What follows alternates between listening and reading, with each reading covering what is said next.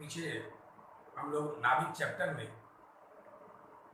Rutherford से start किए थे और रदरफोर्ड का सोच लेकर जेम्स चैडविक ने न्यूट्रॉन का खोज किया और न्यूट्रॉन की खोज के बाद मालूम ये चला कि नाभिक में प्रोटॉन के साथ न्यूट्रॉन उपस्थित है जिसका लगभग द्रव्यमान बराबर है।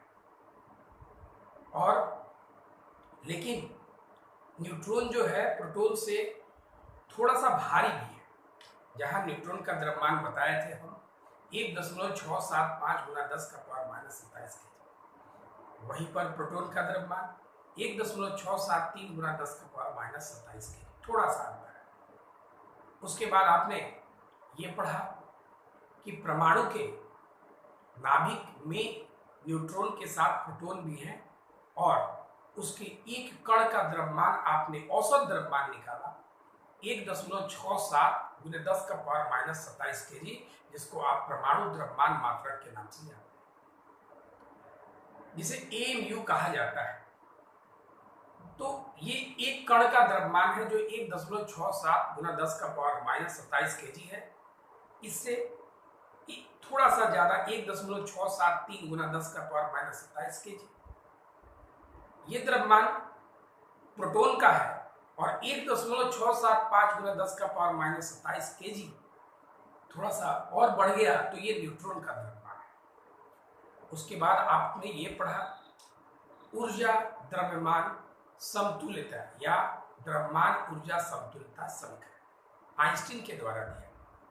आइंस्टीन ने बताया क्या कि आइंस्टीन के अनुसार द्रव्यमान का संबंध ऊर्जा से है और हम द्रव्यमान को ऊर्जा में बदल सकते हैं E बराबर mc²। इस सूत्र का उपयोग करके आपने AMU का परिवर्तन ऊर्जा के रूप में किया और वहां पर आपने प्राप्त किया कि 931 मेगा इलेक्ट्रॉन वोल्ट AMU का ऊर्जा होता है।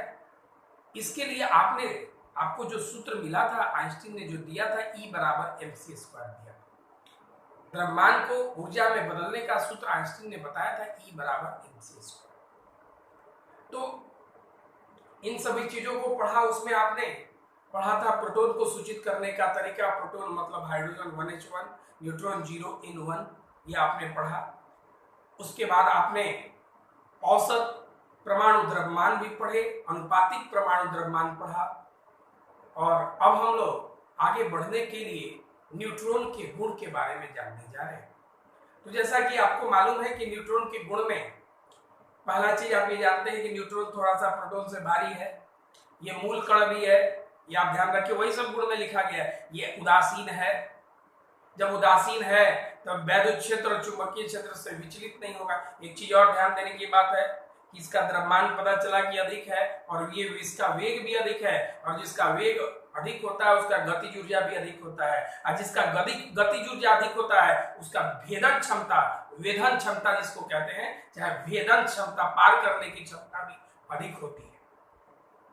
उदासीन है तो उदासीन है, अगर ये न्यूट्रॉन उदासीन है तो भाई अगर इस पर आवेश होता तो कोई प्रभाव होता। उदासीन है तो जाके चिपक जाएगा, उसके पास संपर्क में रह जाएगा। अगर मान लीजिए प्लस होता तो नाभिक के पास जाता तो ये विकर्षित हो जाता। लेकिन उदासीन का एक गुण भी है जिसको हम देख रहे हैं आगे। तो अभी हम न्यूट्रॉन के गुण और उपयोग के बारे में पढ़ेंगे। तो आपको सबसे पहले ये पता क्या चल रहा है कि न्यूट्रॉन पदार्थ का एक मूल कण है।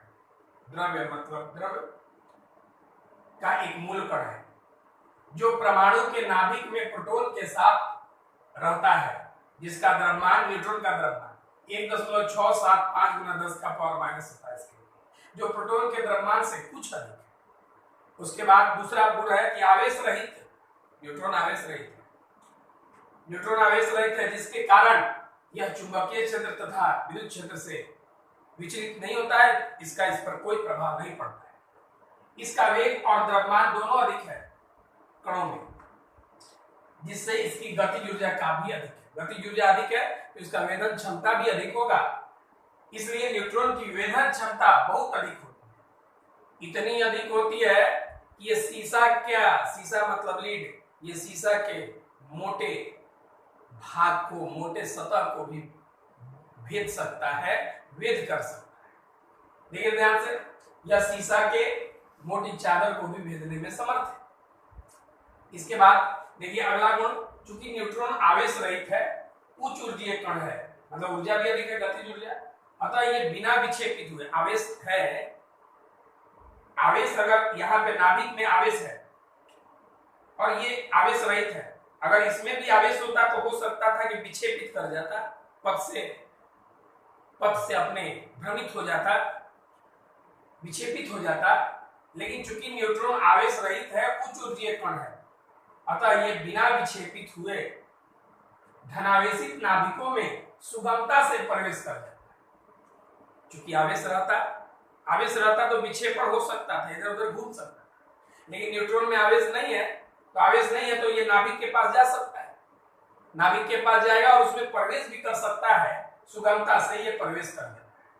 इसलिए इसका उपयोग यही, जब ये नाभिक में चला जाए तो ऊर्जा इसका अधिक है, तो ऊर्जा है तो नाभिक जो है, नाभिक के कण एक दूसरे से बंधे होते हैं, जिस बंधन ऊर्जा को हम नाभिक बंधनी ऊर्जा कहते हैं, आगे पढ़ेंगे। तो जब ये कहने का मतलब है कि अगर वो ऊर्जा से बंधा हुआ है और ये भी जाके उसमें ऊर्जा दे देगा तो ये टूट जाएगा, तो इसीलिए आप जान लीजिए कि इसलिए इसका उपयोग नाभिकीय विखंडन या विघटन के लिए अधिक किया जाता है। ये अल्फा कण और प्रोटॉन के तुलना में भी अधिक होता है, जैसे लिखे अल्फा कण और प्रोटॉन से अधिक इसका उपयोग किया जाता है नाभिकीय विघटन और विखंडन। अब देखिए नाभिक जो है, अब हल्के नाभिक की बात करते हैं।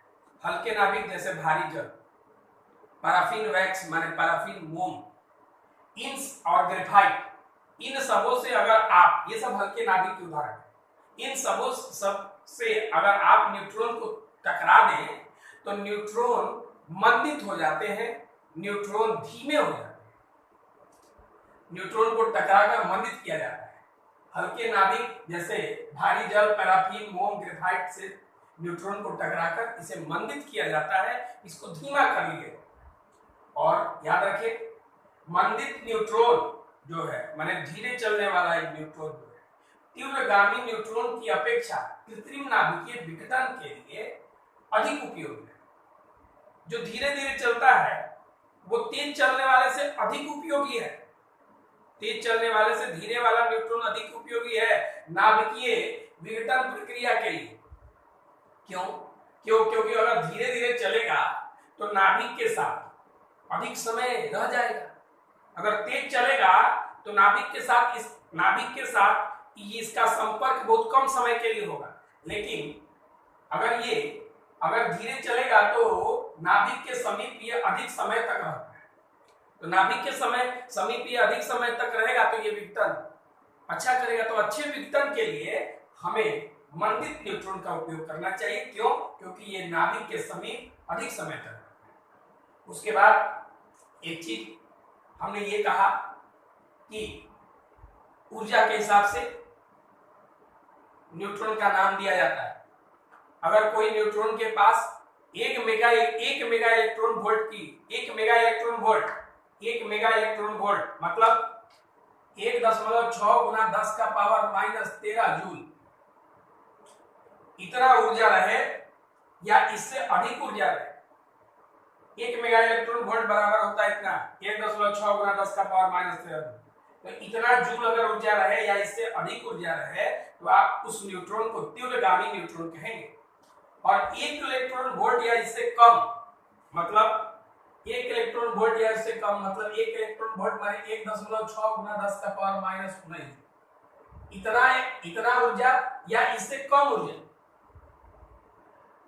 ऊर्जा वाले को हम मंदगामी न्यूट्रॉन कहते हैं। तो ये चीजों को आप याद रखेंगे कि अगर 1 मेगा इलेक्ट्रॉन वोल्ट कहता है, इसका मतलब है कि ये कहता है कि 1.6 गुना 10 का पावर -13 जूल इतना ऊर्जा हो या इससे अधिक ऊर्जा हो तो उस न्यूट्रॉन को आप तीव्रगामी न्यूट्रॉन कहेंगे। और 1.6 गुना 10 का पावर -19 जूल अगर न्यूट्रॉन का ऊर्जा हो तो आप न्यूट्रॉन का ऊर्जा इतना हो या इससे कम भी हो तो आप उसको मंदगामी न्यूट्रॉन कहेंगे, धीमे चलने वाला न्यूट्रॉन कहेंगे। तो ये हुआ न्यूट्रॉन के गुण। अब न्यूट्रॉन के प्रयोग की बात हम करें, जैसे आप मालूम है कि नाभिकीय अभिक्रिया में इसका मुख्य उपयोग है, रेडियो सक्रियता में भी इसका उपयोग है, और इसका उपयोग रसायन, औषधि और जीव विज्ञान के एक्सपेरिमेंट में भी, प्रयोग में भी, शोध में भी इसका उपयोग किया जाता है। तो ध्यान रखेंगे, धीमी गति के न्यूट्रॉन का उपयोग नाभिकीय विखंडन में किया जाता है, याद रखेंगे। और तीव्र गति के न्यूट्रॉन का उपयोग कृत्रिम विघटन में किया जाता है। इसकी सहायता से अनेक पदार्थों में कृत्रिम रेडियो सक्रियता उत्पन्न की जाती है। कृत्रिम रेडियो सक्रियता जो है उत्पन्न की जाती है, ध्यान देंगे। सबसे पहले एक चीज ये आप देखें, अब हम लोगों ने कहा क्या कि ये जो है न्यूट्रॉन का गुण है, तो इस न्यूट्रॉन के गुण में आपको ध्यान देना है कि सबसे इंपॉर्टेंट चीज इस ऊर्जा की बात है। इस ऊर्जा की बात है कि एक इतना जूल जब ऊर्जा रहेगा या इससे अधिक ऊर्जा रहेगा तो आप तीव्रगामी न्यूट्रॉन कहेंगे, और उतना अगर जूल ऊर्जा या उससे कम 1.6 × 10⁻⁻⁹ जूल या इससे कम अगर ऊर्जा होता है तो उसको आप मंदगामी न्यूट्रॉन कहते हैं। और धीमी गति के न्यूट्रॉन का उपयोग नाभिकीय विखंडन में किया जाता है, और तीव्र गति के न्यूट्रॉन का उपयोग कृत्रिम विघटन में किया जाता है। अभी हम लोग अगला टॉपिक देखेंगे। अभी हम ये जानते हैं कि नाभिक के अंदर न्यूट्रॉन और प्रोटॉन दोनों उपस्थित होते हैं। तो नाभिक के अंदर जब न्यूट्रॉन और प्रोटॉन दोनों उपस्थित होते हैं तो न्यूट्रॉन और प्रोटॉन, जैसे ये मान लिया जाए कि ये नाभिक है और नाभिक के अंदर न्यूट्रॉन और प्रोटॉन अपने अपने संख्याओं में उपस्थित होते हैं। तो नाभिक में जो न्यूट्रॉन और प्रोटॉन को अगर कभी हमें एक साथ नाम लेना हो तो हम इसको न्यूक्लियॉन के नाम से जानते हैं। न्यूक्लियॉन,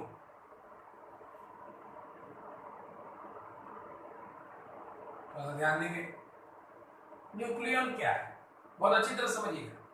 हर चीज को बहुत अच्छी तरह से समझना जरूरी होता है, ध्यान से सुनेंगे बात बिल्कुल समझ।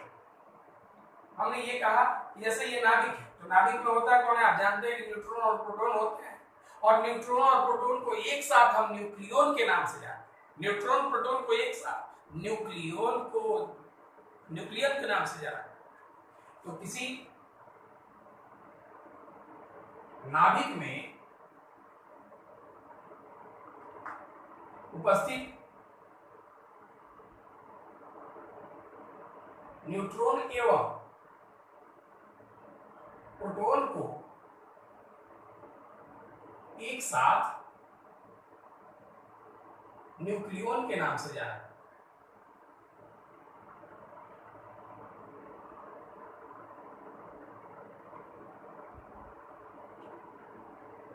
अभी चीज और समझेंगे, न्यूट्रॉन और प्रोटॉन को एक साथ हम कहेंगे तो आप न्यूक्लियॉन भी कह सकते हैं। अब इसके बाद आपको जानना है नाभिक आकृति।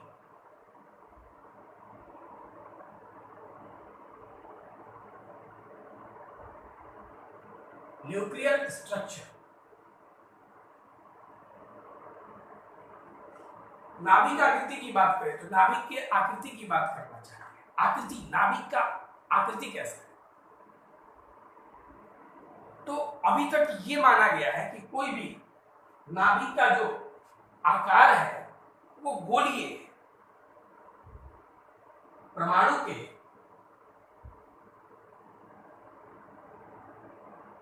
नाभिक के आकार को गोलीय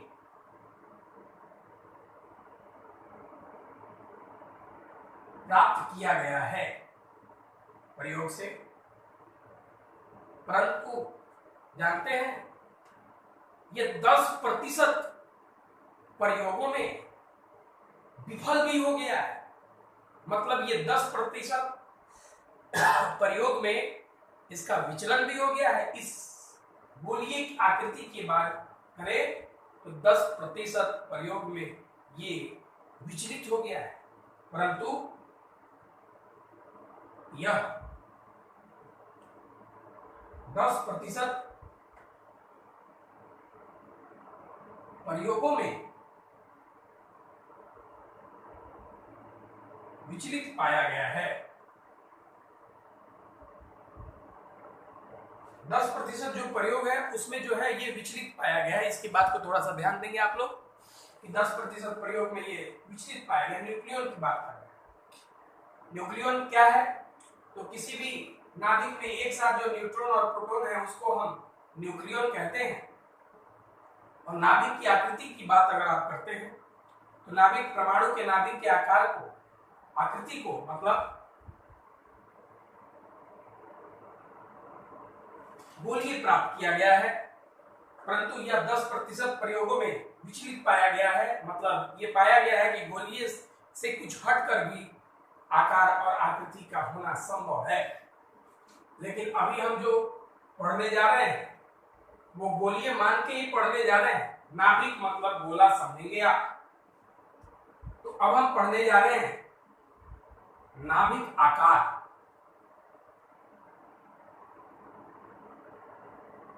अंग्रेजी में इसको हम न्यूक्लियर साइज कहते हैं। मान लिया कि कोई नाभिक है, ध्यान से समझेंगे बात को अच्छी तरह से। अच्छा, नाभिक में होता कौन है भाई? तो नाभिक में होता है न्यूट्रॉन प्लस प्रोटॉन। न्यूट्रॉन की संख्या और प्रोटॉन की संख्या को आप कहते हैं द्रव्यमान संख्या, जिसको आप E कहते हैं। अभी आपको पता चला कि नाभिक की आकृति को आप क्या मानेंगे? गोलीय। गोलीय है तो भाई इसकी त्रिज्या को क्या मानेंगे? आप। थोड़ा सा ध्यान देंगे। एक चीज और देखिए। अच्छा, आप ये समझिए कि न्यूट्रॉन और प्रोटॉन की संख्या पे, न्यूट्रॉन और प्रोटॉन की संख्या पे ये द्रव्यमान संख्या निर्भर करता है। तो अगर ये कण है, न्यूट्रॉन भी एक कण है, प्रोटॉन भी यहाँ नाभिक में एक कण है, अगर ये कणों की संख्या अगर बढ़ती है तो ये नाभिक का आकार बढ़ेगा कि नहीं बढ़ेगा? आकार बढ़ेगा। इस नाभिक का आकार बढ़ेगा मतलब नाभिक का आयतन बढ़ेगा। क्यों? क्योंकि अगर कहीं कुछ अंदर रखा गया इसका मतलब उसमें आयतन है। तो इस नाभिक का अगर हम ये गोला कहें तो इस गोले के अंदर न्यूट्रॉन और प्रोटॉन है। न्यूट्रॉन और प्रोटॉन अगर रखा गया तो आप कहेंगे कि आयतन है। आयतन होगा तो ये आकृति को क्या माना गया? गोला। तो अब इधर देखिए, अगर आप ये समझेंगे कि न्यूट्रॉन और प्रोटॉन का अगर यहाँ पे संख्या अगर बढ़ रहा है तो आप सोचिए द्रव्यमान संख्या बढ़ेगा ही। क्यों? क्योंकि दोनों के संख्या पे द्रव्यमान संख्या निर्भर करता है। तो ये दोनों की संख्या को बढ़ना अगर कहा जाए तो हम कह सकते हैं द्रव्यमान संख्या बढ़ रहा है। अगर ये कण बढ़ रहा है तो द्रव्यमान संख्या बढ़ रहा है। तो अब अगर बताइए, ये अगर न्यूट्रॉन प्रोटॉन का संख्या माने ये कण बढ़ रहा है तो इसका द्रव्यमान संख्या बढ़ेगा कि नहीं बढ़ेगा? और जब द्रव्यमान संख्या बढ़ेगा तो इसका आकार भी बड़ा होगा, माने आयतन भी बड़ा होगा। तो आयतन बड़ा होगा मतलब आप समझिए कि इसका आकार बड़ा होगा, मतलब इसकी त्रिज्या बड़ा होगी, त्रिज्या बड़ी होगी, इसकी त्रिज्या भी बड़ी होगी। खैर, बात को हम लोग बाद में तो समझ में आ ही रहा है। तो अभी तो देखिए, ये कहता क्या है? नाभिक आकार कहता है कि किसी परमाणु के नाभिक, मतलब अगर ये कण बढ़ रहा है तो ये बढ़ेगा ही। ये बढ़ेगा तो ये गोला भी बढ़ेगा। इसका मतलब है कि इस गोला का आयतन बढ़ेगा। तो इसका मतलब है कि गोले का आयतन माने नाभिक का जो आयतन है वो इसके द्रव्यमान संख्या के बढ़ने पर बढ़ेगा, कण के संख्या के बढ़ने पर बढ़ेगा। मतलब ये सीधा समान। तो ये कहता क्या है कि किसी नाभिक का आकार मतलब आयतन, किसी नाभिक का आयतन या आकार उसके अंदर उपस्थित कुल न्यूट्रॉन एवं प्रोटॉन संख्या, या इसी को आप कह सकते हैं न्यूक्लियन की संख्या,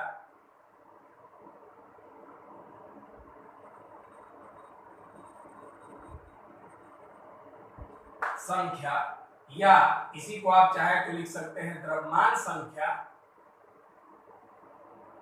इसको आप E लिख सकते हैं, के सीधा समानुपाती होता है। मतलब क्या हम कहना चाहते हैं? इसका मतलब ये कहना चाहते हैं कि अगर ये न्यूट्रॉन प्रोटॉन बढ़ेगा मतलब द्रव्यमान संख्या बढ़ेगा, ये कण बढ़ेगा। तो ये बढ़ेगा तो इसका आयतन भी बढ़ेगा, माने इसका आयतन बढ़ने का मतलब है कि ये आयतन इसके सीधा समानुपाती है। तो जब आयतन, तो इसका मतलब है कि नाभिक का आयतन, नाभिक का जो आयतन है वो सीधा समानुपाती है द्रव्यमान संख्या। तो नाभिक का आयतन क्या होगा, तो 4/3 पाई आर क्यूब होगा। अरे नाभिक माने गोला, तो नाभिक का आयतन माने गोला का आयतन जो 4/3 पाई आर क्यूब है, समानुपाती इसका द्रव्यमान संख्या आपने क्या माना, a 4/3 पाई आर क्यूब, समानुपाती हटाएंगे तो बराबर के साथ स्थिरांक लगा k, उसको उधर भेज दीजिए, 4 पाई आर क्यूब बराबर 3 k a आर क्यूब बराबर 4 पाई को नीचे ला दीजिए गुना a। आर जो है समझ ही रहे होंगे आप लोग, ये आयतन जो है नाभिक का आयतन माने गोला का आयतन, तो गोला का आयतन का सूत्र 4/3 पाई आर क्यूब होता है, समानुपाती द्रव्यमान संख्या है, समानुपाती हटाए तो के स्थिरांक है, ये स्थिरांक है, ये उतर गया है ना, 3 को उधर भेज दिए, 4 पाई 4 पाई जो है यहाँ पे नीचे आ गया, आर क्यूब उधर चला गया, घन है तो इधर जाके घनमूल हो जाएगा, 3k/4 पाई गुना में a। ध्यान देंगे आप, r बराबर ये घनमूल का मतलब पावर 1/3, इस पर भी है इस पर भी है, तो दोनों का पावर आप 1/3 लिख लीजिए। अब इसके बाद ध्यान देंगे आप कि ये जो है पूरा का पूरा स्थिरांक है, माना कि 3k/4 पाई का पावर 1/3 एक स्थिरांक है, और इस स्थिरांक को आप r0 मान लीजिए, और इस r0 का मान 1.2 गुने 10⁻⁻15 मीटर होता है। तो अगर ये आप इस स्थिरांक को r0 मान लेते हैं तो ये जो आपका समीकरण है r बराबर, इसके जगह पे आप r0 लिख सकते हैं, ये भी r0 स्थिरांक है, और गुना a का पावर 1/3, ये नाभिक आकार यहाँ से पता चला। अब एक और चीज ध्यान रखेंगे, ये जो परमाणु की जो नाभिक की परमाणु के नाभिक की जो यहाँ से त्रिज्या आपको मालूम चली, उसका आपको सूत्र मिल गया r0 a का पावर 1/3, a माने द्रव्यमान संख्या, तो ये द्रव्यमान संख्या पर निर्भर करता है। तो जब ये द्रव्यमान संख्या पर निर्भर करता है तो कैसे निर्भर करता है, तो ये तो सूत्र आपको याद हो गया, तो कैसे, तो ये स्थिरांक हटाएंगे तो समानुपाती लगेगा, r समानुपाती a का पावर 1/3। जैसे अभी आपने देखा जो नाभिक का आकार है, तो आपको ये मालूम चला कि अगर इसका जो है न्यूट्रॉन और प्रोटॉन का जो कण संख्या बढ़ेगा तो इसका द्रव्यमान संख्या बढ़ेगा, द्रव्यमान संख्या बढ़ेगा, कण संख्या द्रव्यमान संख्या, कुल कण संख्या मतलब द्रव्यमान संख्या। अगर हम कहें कुल कण संख्या बढ़ रहा है मतलब समझिए द्रव्यमान संख्या बढ़ रहा है, तो द्रव्यमान संख्या बढ़ेगा, कण संख्या बढ़ेगा, तो कण संख्या बढ़ेगा तो इस नाभिक का आकार भी बढ़ेगा। तो आकार कहने का मतलब यहाँ आयतन है। तो अभी तो सुनिए, तो अब नाभिक का आयतन जो है द्रव्यमान संख्या पर निर्भर करता है, और कैसे, तो द्रव्यमान संख्या बढ़ेगा तो इसका आकार माने आयतन बढ़ा, इसका मतलब सीधा समानुपाती। अब इधर सुनिए, तो नाभिक का आयतन द्रव्यमान संख्या के सीधा समानुपाती, नाभिक माने गोला का आयतन, गोला का आयतन ये सूत्र होता है। इसके बाद आपने उसको उधर भेज दिया, 8 घन जो है घनमूल चला गया उधर, 1/3 पावर ये पूरा का पूरा स्थिरांक है, r बराबर r0 a का पावर 1/3 है, r समानुपाती हो गया a का पावर 1/3। यहाँ से मालूम चला कि जो नाभिक की जो त्रिज्या है वो उसके द्रव्यमान संख्या पर निर्भर करती है। अब हम लोग नाभिक घनत्व तो पढ़ने जा रहे हैं। नाभिक घनत्व अंग्रेजी में हम इसको न्यूक्लियर डेंसिटी कहते हैं। अब एक चीज थोड़ा ध्यान देंगे, घनत्व का मतलब ही होता है द्रव्यमान बटा आयतन। तो किसी भी चीज का घनत्व निकालते हैं तो आपको उसका द्रव्यमान और उसका आयतन लिखना होता है। तो हम नाभिक घनत्व पढ़ने जा रहे हैं, तो मतलब नाभिक का द्रव्यमान बटा में नाभिक का आयतन।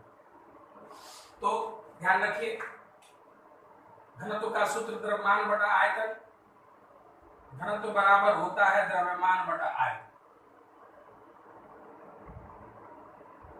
लेकिन अब आप पढ़ने जा रहे हैं नाभिक का घनत्व, तो नाभिक का घनत्व आप पढ़ने जा रहे हैं तो आप लिखेंगे नाभिक का द्रव्यमान, नाभिक का कुल द्रव्यमान नाभिक का द्रव्यमान मतलब न्यूक्लियोन का द्रव्यमान, न्यूट्रॉन प्रोटॉन का द्रव्यमान, ध्यान रखिए। अब बटा में नाभिक का आयतन, नाभिक का आयतन माने गोला का आयतन 4/3 पाई आर। तो अभी तक सुनिएगा, नाभिक के घनत्व को हम रो से सूचित करते हैं, ये भी आप याद रखें। तो यहां से परिभाषा बनता है, इसी नाभिक के घनत्व का परिमाण नाभिक का कुल द्रव्यमान बटा नाभिक आयतन के बराबर। तो नाभिक का कुल द्रव्यमान प्रति इकाई नाभिक के आयतन को हम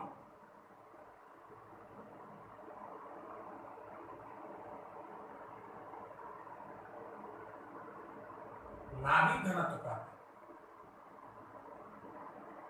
का छोड़ के इसे रो द्वारा सूचित किया जाता है।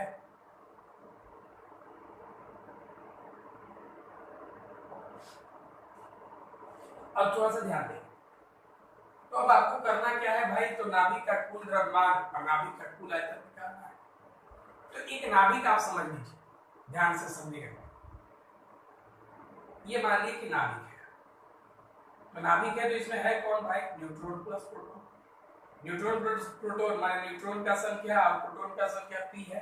इसको आप द्रव्यमान की संख्या में बदल दिए a, क्योंकि लगभग आप सबके द्रव्यमान को आप बराबर मान के चलते हैं, औसत द्रव्यमान के, हर कण का द्रव्यमान आप बराबर मान के चलते हैं। चलिए ठीक है। अब इसकी त्रिज्या को आप गोला है r मान के चल रहे हैं, आप गोला रूप में, इसकी नाभिक की बात कर रहे हैं आप। अब थोड़ा सा ध्यान देंगे, हर चीज को कॉन्सेप्चुअली समझना जरूरी है, ध्यान दीजिए बात को अच्छी तरह से। तो अगर हम ये बात करें कि माना कि नाभिक में कुल कणों की संख्या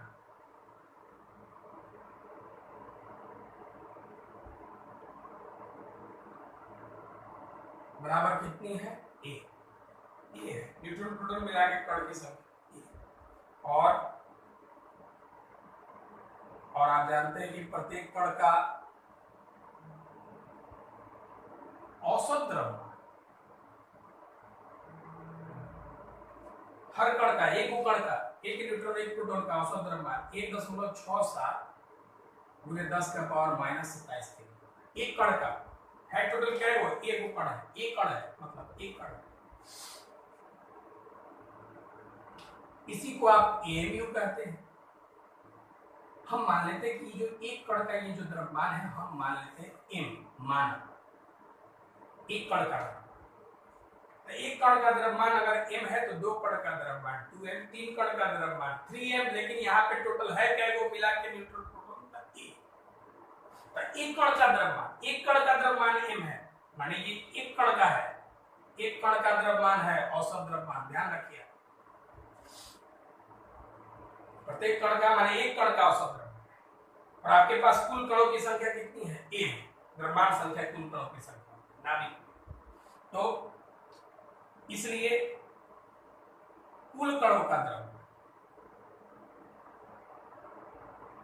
जो कुल कण का द्रव्यमान होगा वही आप जानते हैं कि नाभिक का द्रव्यमान होगा। कितना होगा बाबू, एक कण का द्रव्यमान a है, सॉरी m है, एक कण टोटल आपके पास कण का वो है a, वो a का कितना है, a, तो a गुना m, एक खाती m तो दो खाती 2m, तीन के लिए 3m, तो है क्या वो a, तो a गुना m।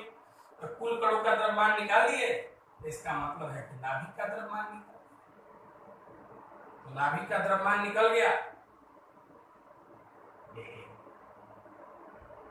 तो नाभिक का द्रव्यमान तो आपको मिल गया am। अब आपको चाहिए का नाभिक का आयतन,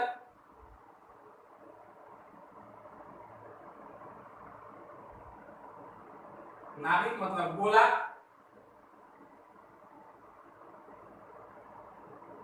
और ये होता है 4/3 पाई, 4/3 पाई आर के लिए अभी आपने पढ़ा था कुछ देर पहले, आपको शायद याद होगा आर बराबर आर नॉट ए का पावर 1/3। तो आप आर की जगह लिख सकते हैं आर नॉट ए का पावर 1/3। इसका आर का क्यूब है तो इसका क्यूब लिखेंगे आप 4/3 पाई, ये दोनों का क्यूब है, आर नॉट का भी क्यूब, ए का पावर 1/3 का भी क्यूब, 3 से 3 कट जाएगा,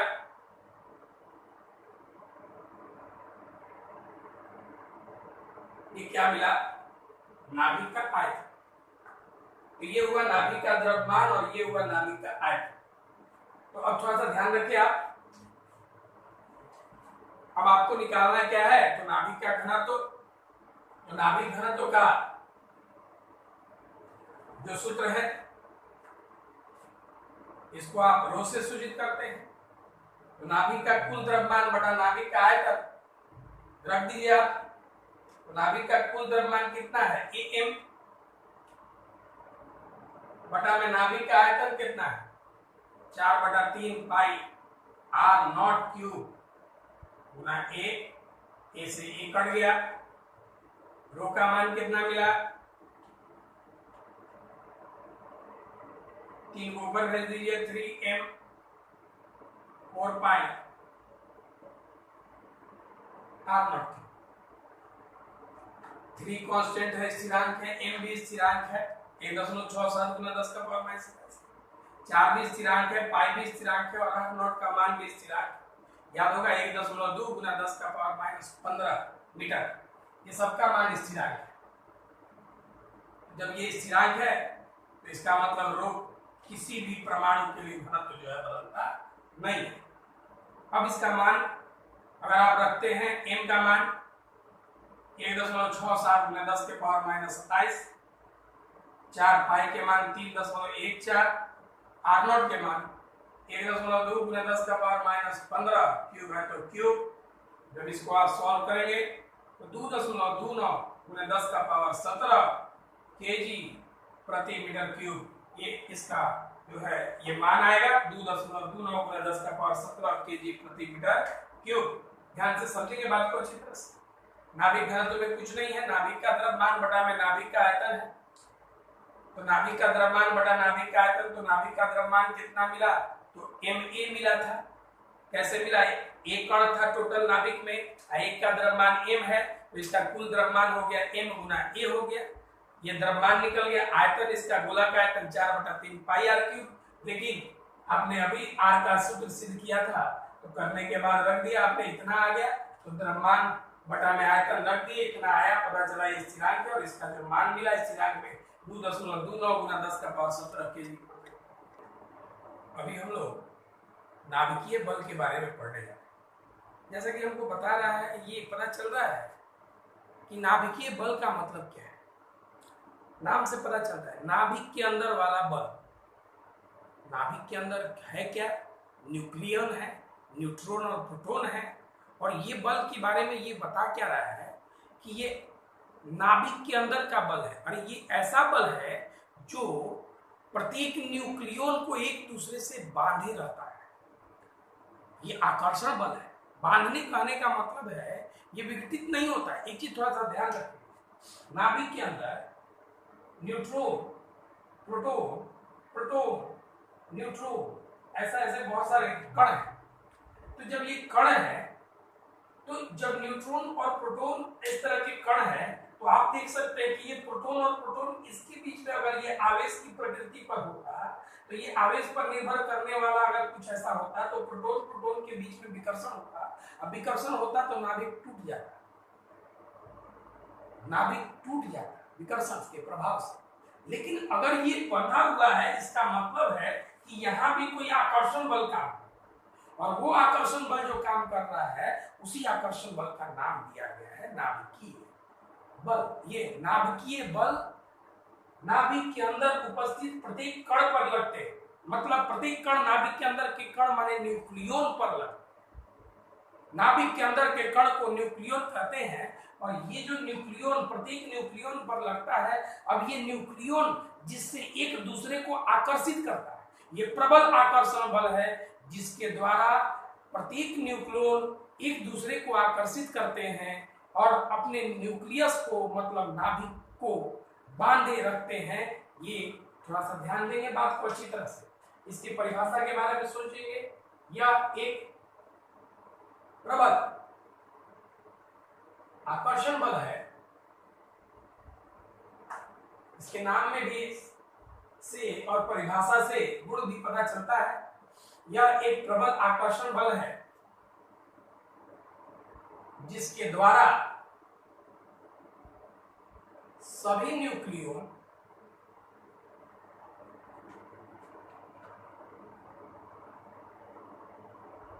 न्यूट्रॉन और प्रोटॉन एक दूसरे से बंधे होते हैं,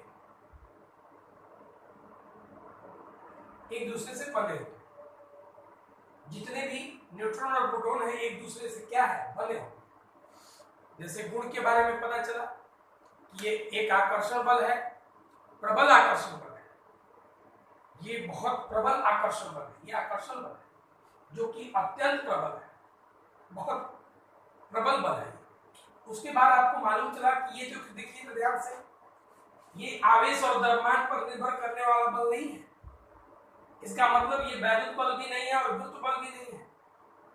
ये बल अत्यंत लघु परिसर के लिए बहुत नजदीक के बल में, कण बहुत नजदीक है, ये अत्यंत लघु परिसर शॉर्ट रेंज का है बल है, नजदीक में काम करता है। ये बल संतृप्त बल है। एक और चीज ध्यान रखिए, संतृप्त बल कहने का मतलब कि अगर ये कण है, ये अगर कण है तो ये अपने आसपास नजदीक वाले कण पर ही बल का प्रभाव उत्पन्न करेंगे, ऐसा नहीं दूरस्थ कण को ये प्रभावित नहीं करेंगे। इसका मतलब यही होता है, नजदीक के कण को ही प्रभावित करेंगे, इसका मतलब ये संतृप्त बल है। ये बल आवेश पर निर्भर नहीं करता, अगर आवेश पर निर्भर करता तो प्लस प्लस विकर्षण कर देता, प्रोटॉन आवेश पर निर्भर नहीं करता। और केंद्रीय बल है, क्यों? क्योंकि आपको हमने बताया भी था कि केंद्रीय बल है, केंद्र पर निर्भर करने वाला ये बल नहीं है। इस क्यों? क्योंकि इस आपको कुछ दिन पहले बताया था कि आप गोला इसको मान ले, ये संभव नहीं है, कुछ इसकी आकृति अलग भी हो सकती है। ये दूरी के वर्ग के व्युत्क्रमानुपाती के गुण को संतुष्ट नहीं करता है, ये दूरी के वर्ग के गुण को संतुष्ट नहीं करता, ये भी आप याद रखिए।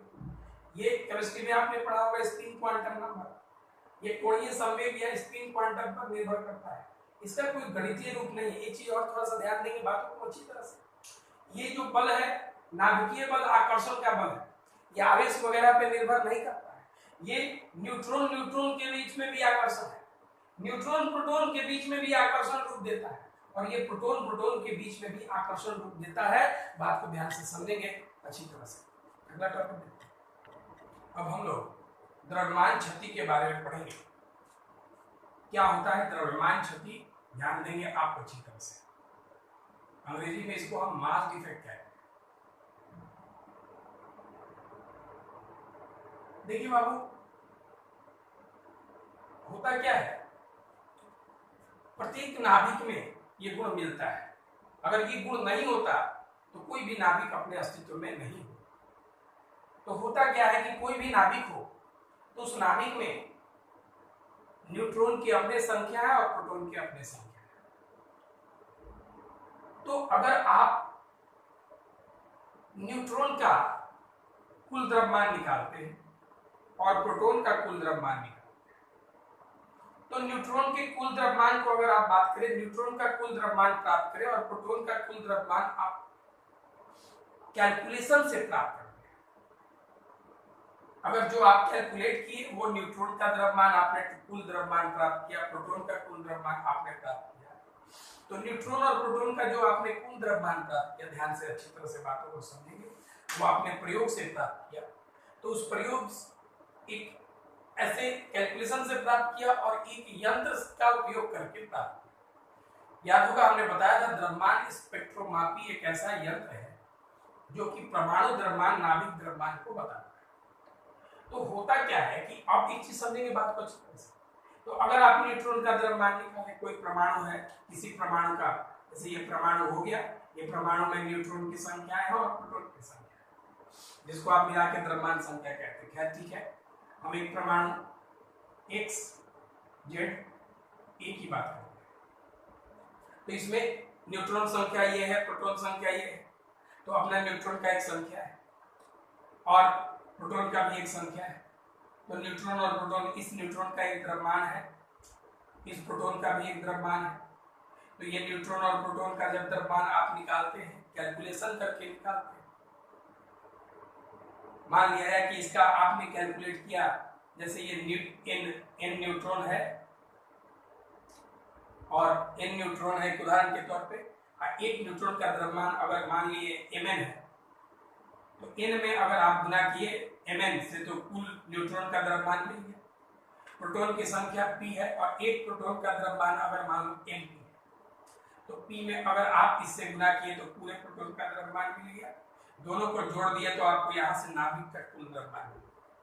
लेकिन ये जो नाभिक का आपने कुल द्रव्यमान निकाला, जो भी आपको यहाँ पर मिलेगा, कोई भी एक अंक मिलेगा, लेकिन होता क्या है कि ये जो नाभिक का जो कुल द्रव्यमान आपने यहाँ से कैलकुलेशन करके निकाला और अब आप इसको क्या करते हैं, इसको यंत्र से अगर आप इसका द्रव्यमान मापते हैं तो इसका यंत्र वाला कम मिलेगा।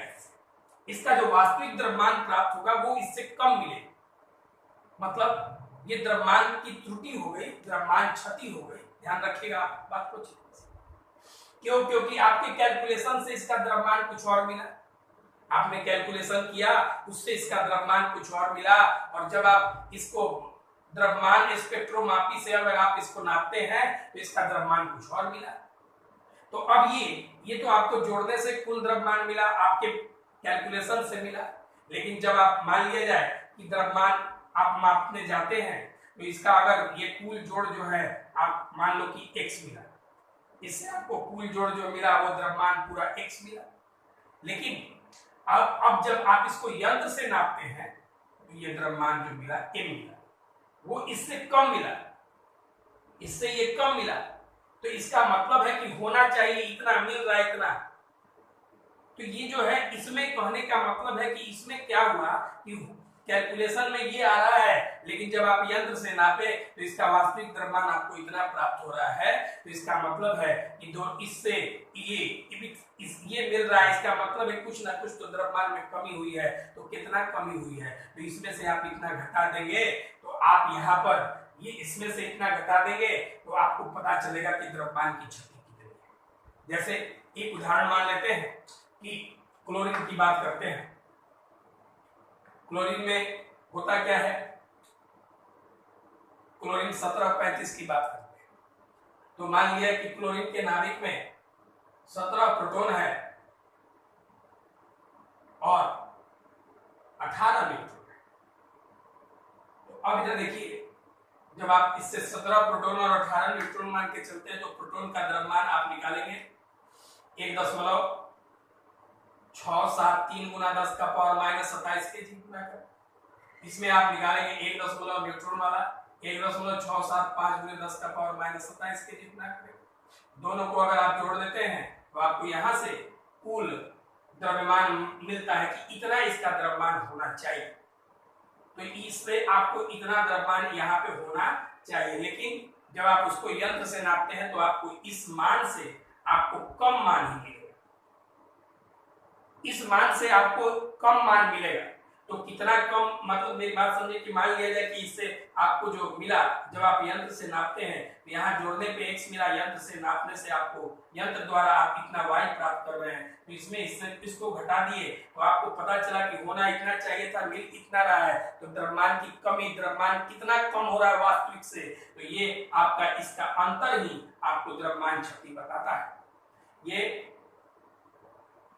ये नाभिक का द्रव्यमान हुआ, वास्तविक द्रव्यमान, और ये बता रहा है कि न्यूक्लियन का द्रव्यमान कितना होना चाहिए। तो न्यूक्लियन का मतलब न्यूट्रॉन प्रोटॉन का द्रव्यमान में से अगर आप नाभिक का द्रव्यमान, परमाणु का द्रव्यमान अगर आप घटा देते हैं तो आपको ध्यान रखना है कि आप ये जो आप ध्यान रखते हैं इसको अगर आप घटा देते हैं तो घटाने से जो आपको प्राप्त होता है वही द्रव्यमान क्षति होती है। एक चीज और ध्यान रखेंगे आप, जैसे कैसे क्या हुआ, तो आप यहाँ द्रव्यमान क्षति का मान निकालना होगा। तो आपको यहाँ द्रव्यमान क्षति का सूत्र होता है क्या, द्रव्यमान क्षति का जो सूत्र होता है कुल न्यूक्लियन का द्रव्यमान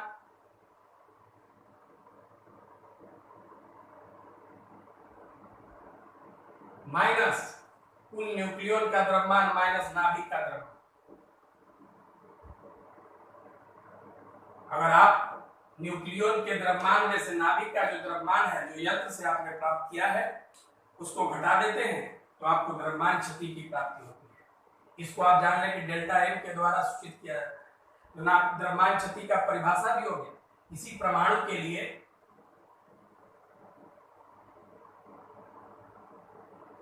लिए न्यूक्लियन का कुल द्रव्यमान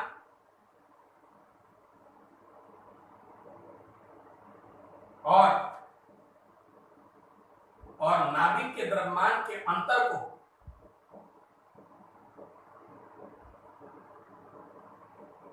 हम द्रव्यमान क्षति कहते हैं। अब ये इसको डेल्टा एम से सूचित किया जाता है। अब एक चीज समझिए आप कि कोई जैसे मान लिया जाए कि अब ये हमारा नाभिक, हम परमाणु की बात कर रहे हैं। किस परमाणु की बात कर रहे हैं? एक से एक परमाणु है जिसका परमाणु संख्या Z है और द्रव्यमान संख्या A है। समझिए बात को अच्छी तरह से। और इसके नाभिक का जो प्रायोगिक द्रव्यमान है वो M दिया है। नाभिक का द्रव्यमान M दिया है प्रश्न में। ये प्रयोग कौन सा प्रयोग? तो मास स्पेक्ट्रोमीटर से मिला है। नाभिक का इसका द्रव्यमान जो है वो मान लो M दिया है। तो हम द्रव्यमान क्षति का अध्ययन करने जा रहे हैं। मैंने डेल्टा एम पढ़ लिया। अब इसमें आप बताएंगे कि प्रोटॉन संख्या बराबर परमाणु संख्या Z, द्रव्यमान संख्या बराबर A, न्यूट्रॉन संख्या A माइनस Z। नाभिक में होता कौन है? प्रोटॉन और न्यूट्रॉन। प्रोटॉन कितने हैं? Z है। और न्यूट्रॉन कितने हैं? A minus Z। तो अब आपको द्रव्यमान क्षति पूछ रहा है। तो द्रव्यमान क्षति का मतलब है कुल न्यूक्लियन का द्रव्यमान माइनस नाभिक। तो कुल न्यूक्लियन का द्रव्यमान मतलब न्यूट्रॉन का कुल न्यूट्रॉन का द्रव्यमान प्लस कुल प्रोटॉन का द्रव्यमान। न्यूक्लियन का द्रव्यमान माइनस न्यूट्रॉन और प्रोटॉन का द्रव्यमान माइनस नाभिक का। अभी तो देखिए कुल न्यूट्रॉन के द्रव्यमान की बात करें तो न्यूट्रॉन क्या है? वो है आपके पास A माइनस Z। और एक न्यूट्रॉन के द्रव्यमान को अगर आप Mn मान लें, एक न्यूट्रॉन का द्रव्यमान, एक न्यूट्रॉन का द्रव्यमान बराबर Mn, एक प्रोटॉन का द्रव्यमान बराबर मान लो Mp। तो अब आपके पास कुल न्यूट्रॉन का द्रव्यमान आपको निकालना है। तो एक न्यूट्रॉन का द्रव्यमान Mn है तो 2 का 2 गुना Mn और आपके पास न्यूट्रॉन क्या है? A minus Z। तो इतना गुना Mn प्लस कुल प्रोटॉन का द्रव्यमान। तो प्रोटॉन आपके पास क्या है? Z। तो एक प्रोटॉन का द्रव्यमान Mp है तो Z के लिए क्या होगा? Z गुना Mp माइनस आपको दिया क्या है? नाभिक का द्रव्यमान जो क्वेश्चन में गिवन है। तो आप इसको चाहे तो प्रोटॉन के द्रव्यमान को Z Guna Mp plus A minus Z Guna Mn minus M, इससे आपको मिला द्रव्यमान क्षति का एक चीज। अब ये अंतर हो गया प्रयोग से। ये जो अंतर हुआ आखिर ये हुआ क्या?